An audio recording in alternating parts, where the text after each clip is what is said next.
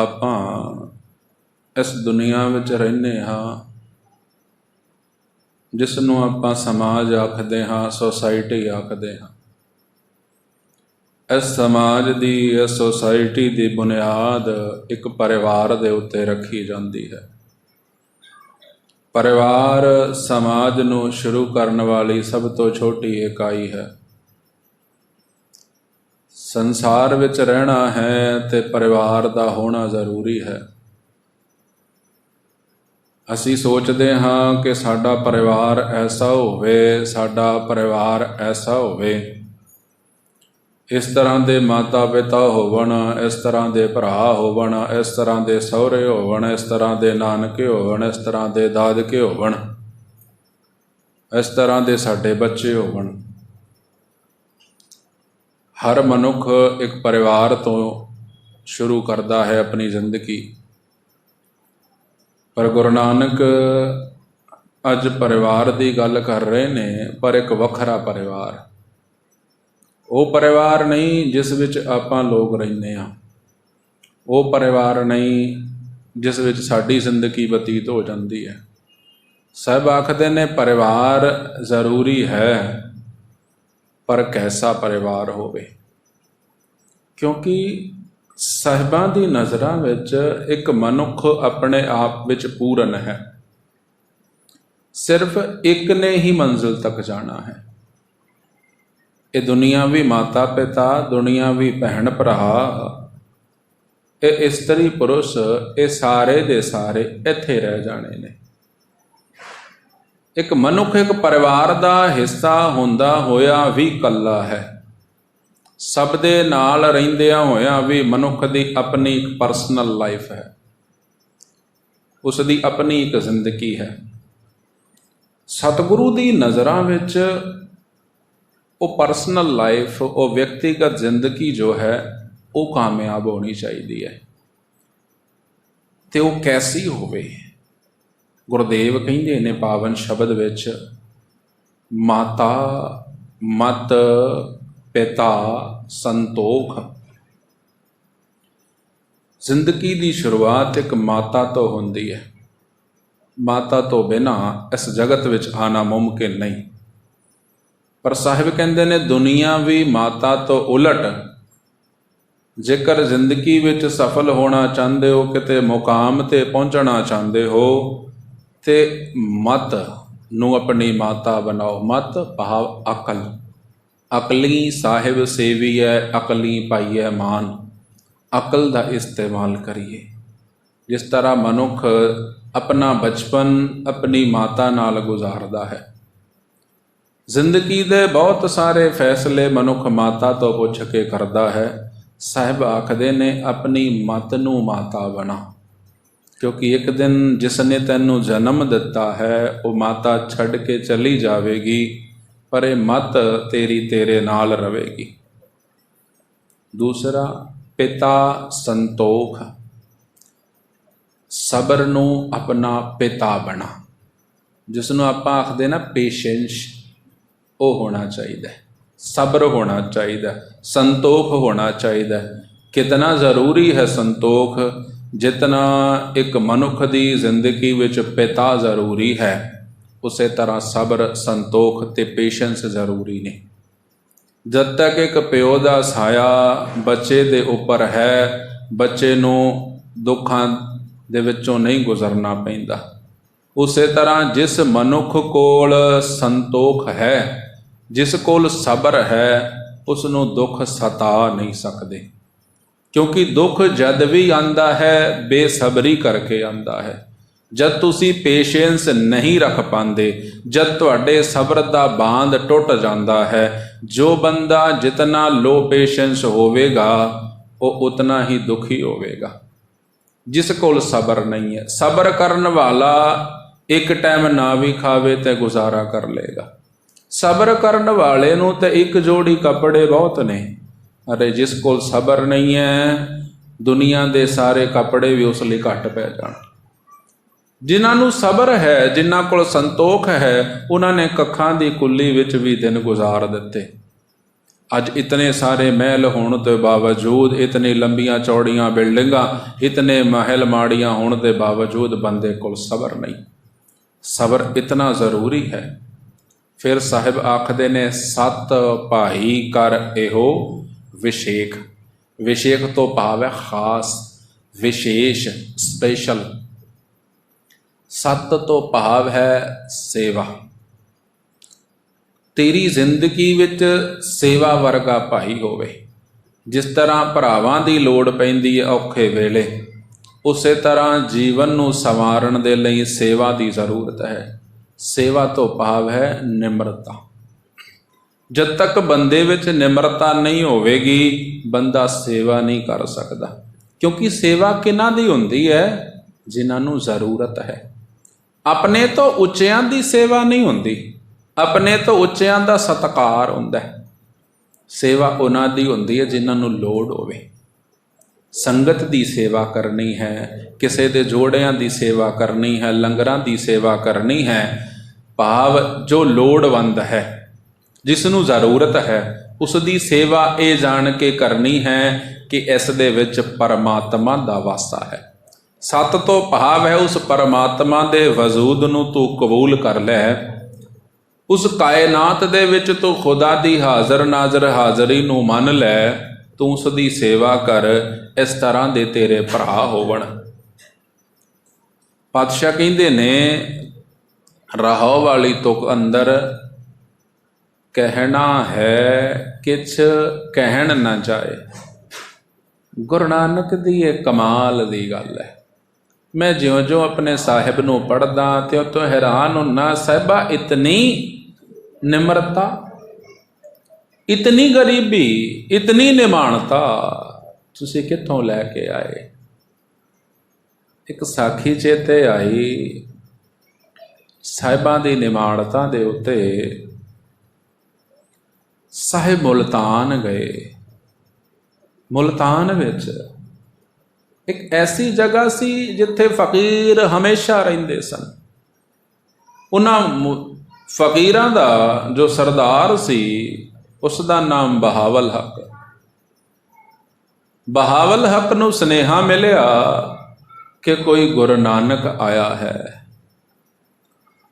बहावल हक ने साहिबां नूं परखण दे लई एक कटोरा दुध दा भेजिया, लवालब भरिया होया, जिस विच हुण एक बूंद भी नहीं होर पै सकदी सी। जेकर बूंद पैंदी ते उसने छलक जाना सी। उन्होंने कटोरा दुध दा भर के साहिबां दी नज़र कीता। साहिबां ने देखिया, उसकी रमज नूं पहचानिया ते गुरुदेव ने एक फुल तोड़िया, दुध दे उपर रख दिता। हुण दुध डोलिया भी नहीं ते साहिबां नूं जगह भी मिल गई। बहावल हक दे कहण दा भाव सी कि हे फकीर साईं, हे गुरु नानक, ये शहर जो है ये फकीरां नाल भाव बंदगी करन वालियां नाल भरिया पिया है। इत्थे हुण किसे होर दी जरूरत नहीं है। इत्थे जितने फकीर हो सकते सन हो गए ने, हुण होरां दी जरूरत नहीं है। तुसीं अपना कोई ठिकाना होर बनाओ। साहिबां ने संदेश भेजिया कि सानू इत्थे रहण दे लई किसे जगह की जरूरत नहीं। असी किसी की जगह उत्ते कब्जा करन नहीं आए, असी इत्थे रहण भी नहीं आए। असी ते फुल्लां दे वांगू हाँ, जो लोकां दे दिलां विच भी रह लवांगे। बहावल हक ने जद ये सुनेहा देखिया, वो खुश होया। आप चल के साहिबां नूं मिलण आया ते कहिंदा, मैं तुहाडे जवाब तो बड़ा खुश हाँ ते मेरी बंदगी दा इतना आलम है कि मैं हर रोज़ शाम नूं खुदा दे दरबार विच जाना है।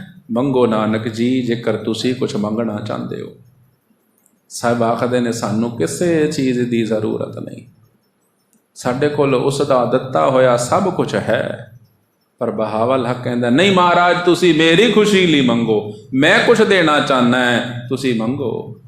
साहिब कहते ने, जेकर देना ही चाहते हो तो अपने खुदा की दरगाह विचों मैनू पाई आक गरीबी लिया दो।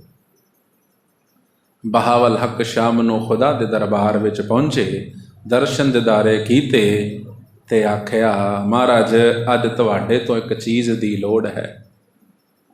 खुदा जी आखदे ने दसो की चीज़ चाहिए है। बहावल हक ने आख्या महाराज मैनू पाई अक गरीबी चाहिए है। उधरों खुदा जी का जवाब आया बहावल हक किते तेरे कोल नानक ते नहीं आ गया, किते नानक ते तेरे कोल नहीं आ गया। बहावल हक ने आख्या हाँ महाराज आए तो ओही ने। खुदा जी ने आख्या बहावल हक दुनिया दी एक तिहाई गरीबी निमाणता ते पहले ही नानक ले जा चुकिया है, बाकी एक चौथाई भी दे दिती ते मैं बाकी दुनिया नूं की देवांगा। सारी निमाणता ते लै गया, सारी निम्रता ते लै गया। जितनी निम्रता गुरु नानक दे घर विच है ऐसी किते नहीं मिलती। बहावल हक ने आख्या हजूर मैं वादा कर चुकिया, जेकर पहला दे चुके तो हुण भी दे दिओ। ते खुदा ने आख्या लै जा बहावल हक अज तो बाद जेकर किसी ने गरीबी लैनी है, निमाणता लैनी है, निम्रता लैनी है तो उसनों गुरु नानक दे दर तो मिलेगी। ते प्यारिओ निम्रता कोई ऐसी चीज़ नहीं जिस दे नाल किसी उत्ते कब्जा करना होवे, किसी दा राज खोना होवे, किसी दी जायदाद खोनी होवन। नम्रता तो ऐसी है कि मेरे कोल कुछ है ही नहीं मालिका। मैं हैरान होना अपने साहिब दी बाणी पढ़दिया। ज्ञान दा सोमा खुद गुर परमेश्वर साहिब श्री गुरु नानक देव जी महाराज जिन्होंने लोग जगत गुरु आखदे ने, इतना कुछ आखण तो बाद साहिब कहंदे ने कहना है किछ कहण न जाए। हे मेरे सिर दे साइया मैं तेरे बारे कुछ कहना चाहना, मेरा दिल करदा है कि मैं तेरे बारे कुछ आखा पर मेरी मजबूरी देख किछ कहण न जाए। मेरे तो तेरे बारे कुछ आख्या नहीं जाता। इतनी निमाणता, इतनी गरीबी कि मालक मेरे कोल लफ्ज नहीं ने तुहानू कुछ आखण वास्ते। ये उस गुरु नानक दे बोल ने जिसने 66,000 मील का पेंडा तय करया। जितने भी लोग मिले सबना दे सवालों के जवाब दिते, सारियां दे दिलों नूं ठंड पाई अपने जवाब दे नाल, सारियां दे दिल नूं सुकून दिता। उस गुरु नानक दे बोल ने मालका मैं तेरे बारे कुछ कहना चाहना पर मजबूरी है, मैं कुछ कह नहीं सकता।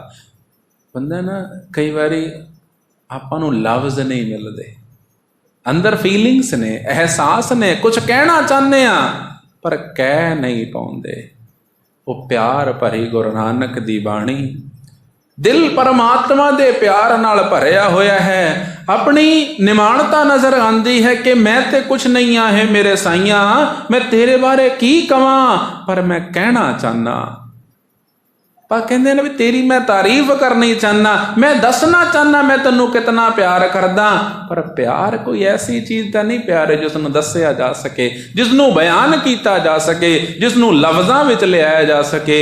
इसका एहसास केवल हो सकता है। साहब कहते हैं मैं कुछ कहना तो चाहना पर वो लफ्ज़ मैनू नहीं मिलते जिस नाल मैं तेरे बारे कुछ आखा। कहना है किछ कहन न जाए तो कुदरत कीमत नहीं पाए। मैं वो बोल कित्थों लियावा, मैं वो शब्द कित्थों लियावा, मैं वो जबान कित्थों लियावा जो तेरी कीमत पा सके। मालिका तेरी कुदरत बेअंत है, तू बेअंत है। ए मेरे साइया मैं तेरे बारे की कवा। ना कहंदियां साहिबा ने ये शब्द उच्चारण किया है क्योंकि साहिब दस रहे ने कि इस तरीके नाल तुहानू परमात्मा मिल सकता है। ये शब्द गुरु नानक ने उच्चारण किया है। माता मत पिता संतोख सत भाई कर एह विसे। इस तरह करन दे नाल तुहानू परमात्मा दे दीदारे हो सकते ने। माता मत होवे, पिता संतोख होवे, संगत विच उस परमात्मा नू देखण वाला भाव तेरा भरा होवे अते तेरा रिश्ता भी कैसे घर होवे। शरम सुरत दोए ससुर भये। हुण ससुर तो भाव ये ना लगा लेना भी दोने सहुरे ही होणगे, सस होवेगी नहीं। जे मैं आप आखते हैं ना भी उस शेर शेरनी का जोड़ा है तो आप कई बार ये भी आख दें उस शेरां का जोड़ा है। ਜਿਵੇਂ ਆਪਾਂ ਨੂੰ ਆਖਣਾ ਹੋਵੇ ਮੋਰ ਤੇ ਮੋਰਨੀ ਦਾ ਜੋੜਾ ਹੈ, ਆਪਾਂ ਇਹ ਨਹੀਂ ਆਖਦੇ ਮੋਰ ਮੋਰਨੀ, ਆਪਾਂ ਆਖਦੇ ਆ ਮੋਰ ਦਾ ਜੋੜਾ ਹੈ। ਇਸੇ ਤਰ੍ਹਾਂ ਇੱਕ ਜੋੜੇ ਨੂੰ ਆਪਾਂ ਸਿਰਫ ਜੋੜਾ ਹੀ ਆਖਦੇ ਹਾਂ, ਆਪਾਂ ਕਪਲ ਆਖਦੇ ਹਾਂ। ਇਹ ਨਹੀਂ ਆਖਦੇ ਵੀ ਉਹਦੇ ਵਿੱਚ ਬੀਬੀ ਕੌਣ ਹੈ ਤੇ ਬੰਦਾ ਕੌਣ ਹੈ, ਆਪਾਂ ਸਿਰਫ ਉਸਨੂੰ ਕਪਲ ਆਖ ਦਿੰਦੇ ਹਾਂ, ਜੋੜਾ ਆਖ ਦਿੰਦੇ ਹਾਂ। ਇੱਥੇ ਸਸੁਰ ਤੋਂ ਭਾਵ ਹੈ ਉਹ ਜੋੜਾ। ਸ਼ਰਮ ਸੁਰਤ ਦੋਏ ਸਸੁਰ ਭਏ, ਸ਼ਰਮ ਭਾਵ ਮਿਹਨਤ, ਜਿਸਨੂੰ ਆਪਾਂ ਆਖਦੇ ਨਾ ਸ਼ਰਮ, ਉਸੇ ਸ਼ਰਮ ਤੋਂ ਭਾਵ ਹੈ ਸ਼ਰਮ। ਸ਼ਰਮ ਤੇਰਾ ਸਹੁਰਾ ਹੋਵੇ, ਸੁਰਤ ਪਰਮਾਤਮਾ ਦੇ ਨਾਲ ਜੁੜਨ ਵਾਲੀ ਸੁਰਤ ਤੇਰੀ ਸੱਸ ਹੋਵੇ, ਐਸੇ ਘਰ ਤੇਰਾ ਰਿਸ਼ਤਾ ਜੁੜੇ ਜਿੱਥੇ ਮਿਹਨਤ ਕਸ਼ ਲੋਕ ਹੋਵਣ, ਜਿੱਥੇ ਧਿਆਨ ਲਗਾਉਣ ਵਾਲਾ ਪਰਿਵਾਰ ਹੋਵੇ, ਐਸਾ ਤੈਨੂੰ ਸਹੁਰਾ ਮਿਲੇ। ਪਰ ਐਸੇ ਸਹੁਰੇ ਤੇ ਨਸੀਬਾਂ ਵਾਲਿਆਂ ਨੂੰ ਮਿਲਦੇ ਨੇ, ਪਰ ਬਹੁਤੇ ਤੇ ਐਸੇ ਹੀ ਮਿਲਦੇ ਨੇ ਜੇਕਰ बेचारी बच्ची जब तक वाली है तो ਉਹਨੂੰ ਘਰੇ ਅਗਲਾ ਘਰ ਇਹੋ ਜਿਹਾ ਨਹੀਂ ਮਿਲਦਾ। ਜੇਕਰ ਮੁੰਡਾ ਇਹੋ ਜਿਹਾ ਹੈ ਵੀ ਥੋੜੀ ਬਹੁਤੀ ਪਾਠ ਪੂਜਾ ਕਰਦਾ ਹੈ ਤੇ ਵਿਆਹ ਤੋਂ ਬਾਅਦ ਉਹ ਵੀ ਨਹੀਂ ਹੁੰਦਾ। ਬਹੁਤ ਲੋਕ ਇਹੀ ਆਖਦੇ ਨੇ ਵੀ ਵਿਆਹ ਤੋਂ ਬਾਅਦ ਸਭ ਕੁਝ ਬਦਲ ਜਾਂਦਾ ਹੈ, ਉਹ ਪਹਿਲੇ ਵਰਗੀ ਗੱਲ ਨਹੀਂ ਰਹਿੰਦੀ। ਇੱਥੋਂ ਤੱਕ ਕਿ ਬੰਦੇ ਦੀ ਬੰਦਗੀ ਵਿੱਚ ਵੀ ਫਰਕ ਪੈ ਜਾਂਦਾ ਹੈ, ਬੰਦੇ ਦੇ ਕਾਰ ਵਿਹਾਰ ਵਿੱਚ ਫਰਕ ਪੈ ਜਾਂਦਾ ਹੈ, ਕਿਉਂਕਿ ਪਰਿਵਾਰ ਦੋਨਾਂ ਨੂੰ ਵੈਸੇ ਨਹੀਂ ਮਿਲਦੇ। ਇਹ ਸਾਹਿਬਾਂ ਦੀ ਅਰਦਾਸ ਹੈ ਕਿ ਤੈਨੂੰ ਮਿਹਨਤ ਕਰਨ ਵਾਲਾ ਸਹੁਰਾ ਪਰਿਵਾਰ ਮਿਲੇ, ਤੈਨੂੰ ਪਰਮਾਤਮਾ ਦੇ ਨਾਲ ਸੁਰਤ ਜੋੜਨ ਵਾਲਾ ਸਹੁਰਾ ਪਰਿਵਾਰ ਮਿਲੇ। ਗੁਰਦੇਵ ਕਹਿੰਦੇ ਨੇ ਫਿਰ ਇਸਤਰੀ ਕੈਸੀ ਮਿਲੇ। ਹੁਣ ਸਹੁਰਾ ਤੇ ਮਿਲ ਗਿਆ, ਸਸੁਰਾਲ ਤੇ ਤੁਹਾਨੂੰ ਮਿਲ ਗਿਆ, ਪਰ ਹੁਣ ਇਸਤਰੀ ਵੀ ਤੇ ਚਾਹੀਦੀ ਹੈ ਨਾ। ਸਾਹਿਬ ਕਹਿੰਦੇ ਨੇ ਕਰਨੀ ਕਾਮਣ ਕਰ ਮਨ ਲਏ ਕਰਨੀ। ਤੇਰੀ ਜੋ ਨਿੱਜੀ ਜ਼ਿੰਦਗੀ ਦੀ ਕਰਨੀ ਹੋਵੇ, ਜੋ ਤੇਰਾ ਕਾਰ ਵਿਹਾਰ ਹੋਵੇ, ਐਸੀ ਤੇਰੀ ਕਰਨੀ। ਭਾਵ ਜੋ ਤੂੰ ਕਹਿੰਦਾ ਹੋਵੇਂ ਉਹ ਤੂੰ ਕਰਦਾ ਹੋਵੇਂ, ਕਿਰਤ ਜਿਹੜੀ ਹੈ ਸੱਚੀ ਤੇ ਸੁੱਚੀ ਹੋਵੇ, ਐਸੀ ਤੈਨੂੰ ਇਸਤਰੀ ਮਿਲ ਜਾਏ।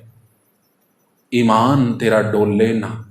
ਕਿਰਤ ਤੋਂ ਭਾਵ ਹੈ ਜਿਸ ਵਿੱਚ ਤੂੰ ਕਿਸੇ ਦਾ ਹੱਕ ਨਾ ਮਾਰਦਾ ਹੋਵੇਂ, ਤੈਨੂੰ ਕਿਸੇ ਦੇ ਲਈ ਝੂਠ ਬੋਲਣ ਦੀ ਲੋੜ ਨਾ ਪਵੇ, ਤੈਨੂੰ ਫਰੇਬ ਨਾ ਕਰਨਾ ਪਵੇ। ਐਸੀ ਜੋ ਸੱਚੀ ਅਤੇ ਸੁੱਚੀ ਕਿਰਤ ਕਰਨੀ ਹੈ, ਜਿਸ ਵਿੱਚ ਸਭਨਾਂ ਦਾ ਭਲਾ ਮੰਗਦੇ ਹੋਈਏ, ਐਸੀ ਤੈਨੂੰ ਇਸਤਰੀ ਮਿਲ ਜਾਏ, ਐਸਾ ਤੈਨੂੰ ਜੀਵਨ ਸਾਥੀ ਮਿਲ ਜਾਏ।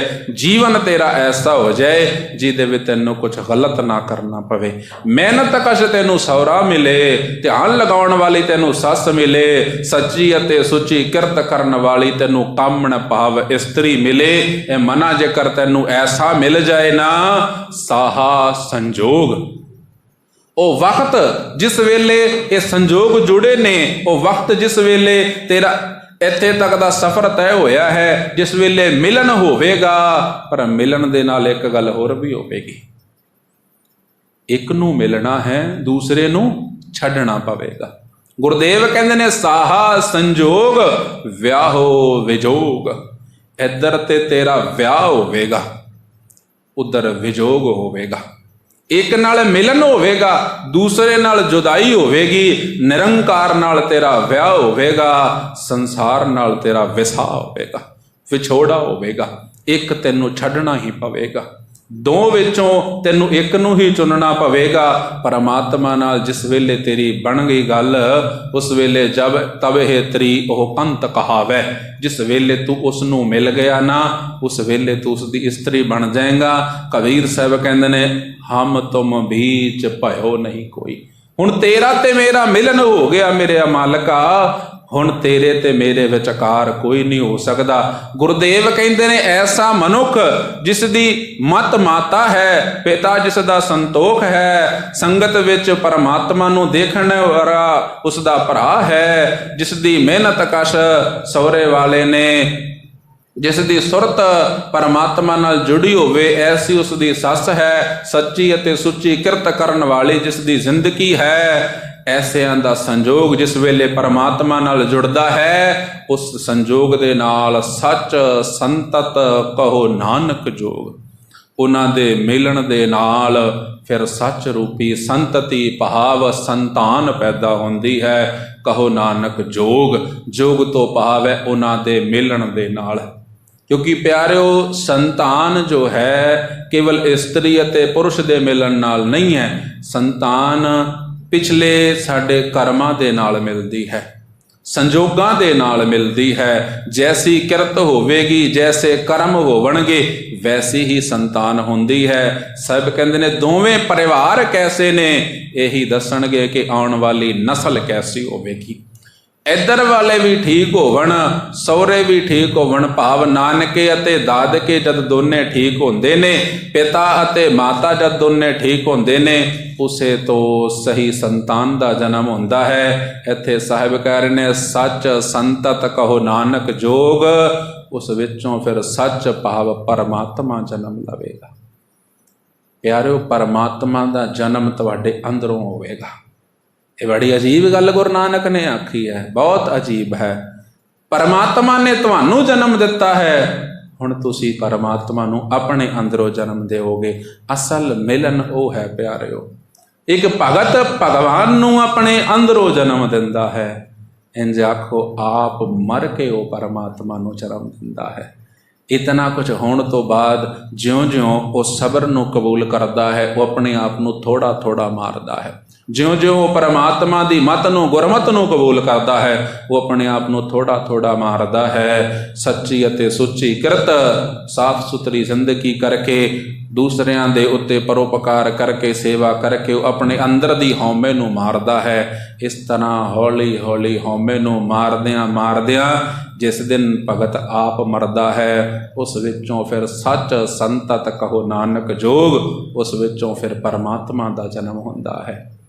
ਗੁਰੂ ਨਾਨਕ ਦੀ ਇਹ ਫਿਲਾਸਫੀ ਹੈ ਨਾ ਪਿਆਰਿਓ, ਜਦ ਤੁਸੀਂ ਇਸ ਨੂੰ ਸਮਝੋਗੇ, ਸੁਣੋਗੇ, ਇਸ ਨੂੰ ਅਪਣਾਓਗੇ, ਫਿਰ ਤੁਹਾਨੂੰ ਪਤਾ ਲੱਗੇਗਾ ਕਿਉਂ ਗੁਰੂ ਨਾਨਕ ਨੂੰ ਗੁਰੂ ਆਖਿਆ ਗਿਆ। ਬੇਅੰਤ ਭਗਤ ਹੋਏ ਨੇ। ਮੈਨੂੰ ਕਿਸੇ ਵੇਲੇ ਕਿਸੇ ਨੇ ਪੁੱਛਿਆ ਸੀ ਕਿ ਇਹਨਾਂ ਨੂੰ ਭਗਤ ਕਿਉਂ ਆਖਿਆ ਗਿਆ, ਇਹਨਾਂ ਨੂੰ ਗੁਰੂ ਕਿਉਂ ਆਖਿਆ ਗਿਆ, ਵੀ ਕਬੀਰ ਸਾਹਿਬ ਨੂੰ ਭਗਤ ਕਿਉਂ ਆਖਿਆ ਗਿਆ, ਰਵਿਦਾਸ ਜੀ ਨੂੰ ਭਗਤ ਕਿਉਂ ਆਖਿਆ ਗਿਆ, ਨਾਮਦੇਵ ਜੀ ਨੂੰ ਭਗਤ ਕਿਉਂ ਆਖਿਆ ਗਿਆ, ਗੁਰੂ ਨਾਨਕ ਨੂੰ ਗੁਰੂ ਕਿਉਂ ਆਖਿਆ ਗਿਆ। ਜਿੱਥੇ ਤੱਕ ਮੇਰੀ ਮਤ ਹੈ, ਕਬੀਰ ਸਾਹਿਬ ਦਾ ਜੋ ਦਾਇਰਾ ਹੈ ਉਹ ਬਨਾਰਸ ਦਾ ਇਲਾਕਾ ਹੈ। ਰਵਿਦਾਸ ਜੀ ਮਹਾਰਾਜ ਦਾ ਇਲਾਕਾ ਬਨਾਰਸ ਦਾ ਇਲਾਕਾ ਹੈ। ਨਾਮਦੇਵ ਜੀ ਮਹਾਰਾਜ ਜ਼ਰੂਰ ਮਹਾਰਾਸ਼ਟਰ ਤੋਂ ਚੱਲ ਕੇ ਪੰਜਾਬ ਤੱਕ ਆਏ, ਪਰ ਉਸ ਪਿੱਛੇ ਗੁਰਮਤ ਦਾ ਪ੍ਰਚਾਰ ਨਹੀਂ, ਰੱਬ ਦਾ ਪ੍ਰਚਾਰ ਘੱਟ, ਉਹਨਾਂ ਦਾ ਆਪਣਾ ਫੇਰਾ ਸੀ। ਪਰ ਗੁਰੂ ਨਾਨਕ ਨੇ ਜੋ ਪਾਇਆ ਉਸ ਨੂੰ ਵੰਡਿਆ, ਜੋ ਵੀ ਮਿਲ ਗਿਆ। ਇਹ ਪ੍ਰਚਾਰ ਫੇਰੇ ਕੇਵਲ ਐਸੇ ਲਏ ਸਨ, ਉਹ 4 ਉਦਾਸੀਆਂ ਦੁਨੀਆ ਦੇ ਕਿਸੇ ਵੀ ਸੰਤ ਨੇ ਕਦੇ ਨਹੀਂ ਕੀਤੀਆਂ, ਕੇਵਲ ਰੱਬ ਨਾਲ ਜੋੜਨ ਦੇ ਲਈ। ਜੋ ਗੁਰੂ ਨਾਨਕ ਨੂੰ ਮਿਲਿਆ ਉਹਨਾਂ ਨੇ ਉਹ ਵੰਡਿਆ।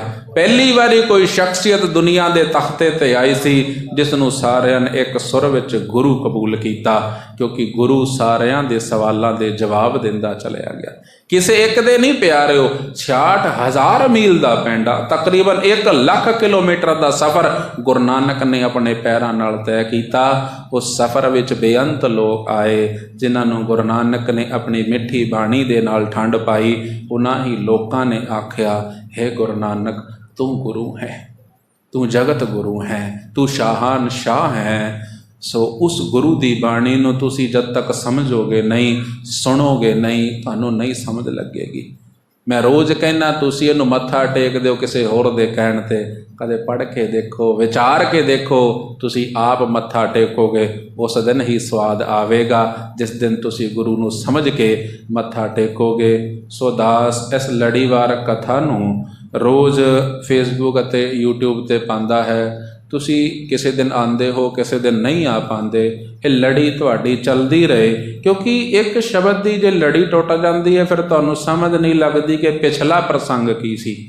ਮੈਂ ਹਮੇਸ਼ਾ ਅਰਜ਼ ਕਰਦਾ ਕਿ ਗੁਰਬਾਣੀ ਦੇ ਅਰਥ ਇੱਕ ਪੰਕਤੀ ਜਾਂ ਇੱਕ ਸ਼ਬਦ ਨਾਲ ਨਹੀਂ ਹੁੰਦੇ, ਇਹ ਪਿਛਲਾ ਪੂਰਾ ਪ੍ਰਕਰਣ ਸਮਝਣਾ ਪੈਂਦਾ ਹੈ ਕਿ ਇੱਥੇ ਇਸ ਚੀਜ਼ ਦੇ ਅਰਥ ਕਿਉਂ ਨੇ, ਕਿਉਂਕਿ ਪੂਰੇ ਪ੍ਰਸੰਗ ਨਾਲ, ਹਰ ਰਾਗ ਦੇ ਨਾਲ, ਹਰ ਪ੍ਰਸੰਗ ਪ੍ਰਕਰਣ ਦੇ ਨਾਲ ਸ਼ਬਦਾਂ ਦੇ ਅਰਥ ਬਦਲਦੇ ਰਹਿੰਦੇ ਨੇ।